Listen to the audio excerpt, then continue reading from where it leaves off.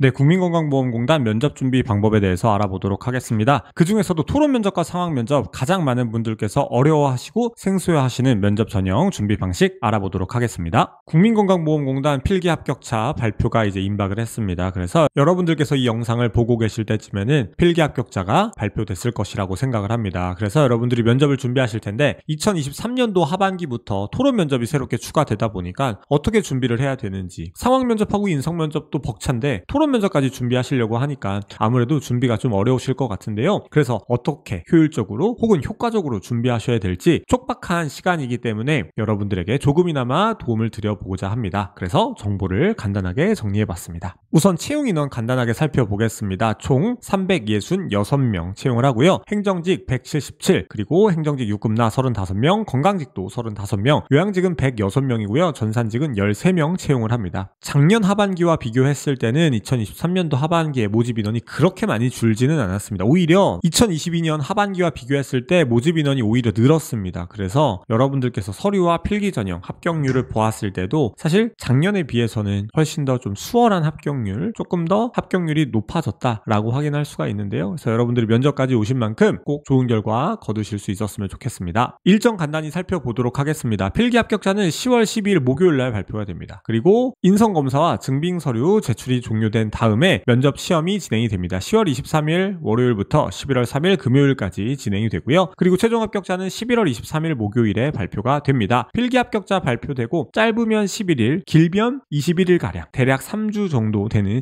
시간 동안 준비하실 수가 있기 때문에 짧다면 짧고 길다면 긴 시간 동안 여러분들이 면접을 준비하실 수가 있다, 이렇게 말씀을 드릴 수 있을 것 같습니다. 하지만 길어도 20일이지만 사실 준비를 하다 보면 시간이 상당히 빨리 지나기 때문에 이 기간 동안에는 면접 준비에 아무래도 좀 신경을 써주셔야겠죠. 네, 본격적으로 그렇다면 상황 면접, 토론 면접 어떻게 준비하셔야 될지 말씀을 드려보도록 하겠습니다. 모든 면접이 다 다대다로 진행이 됩니다. 2023년도 상반기까지는 인성 면접과 상황 면접만 다대일로 진행이 되었지만 토론 면접이 추가가 되면서 다대다 면접으로 진행이 됩니다. 그래서 여러분들께서 상황과 인성까지도 다대다로 진행이 되니까 이 부분은 좀 유념하셔야 될 것 같고요. 그렇다면 상황과 토론 면접 질문에서 어떤 것이 나올까 한번 간단히 예상을 해서 말씀을 드려보도록 하겠습니다. 토론 면접은 건강보험공단 직무 관련된 주제가 제공될 가능성이 높습니다. 원래 2021년도 상반기까지는 건강보험공단이 토론 면접이 진행이 되었습니다. 그때는 항상 직무 관련 주제가 출제가 되었고, 그렇기 때문에 그러한 기조가 2023년도 하반기에도 유지되지 않을까라고 추측을 합니다. 그렇기 때문에 상황 면접에서는 공단의 사업 방향성을 알지 못하더라도 답변할 수 있는 정말 말 그대로 돌발 상황이 제공이 되고, 그런 상황에서 어떻게 민원인을 응대할 건지 사업에 대해서 물론 알고 계시다면 좋은 점수를 받으실 수가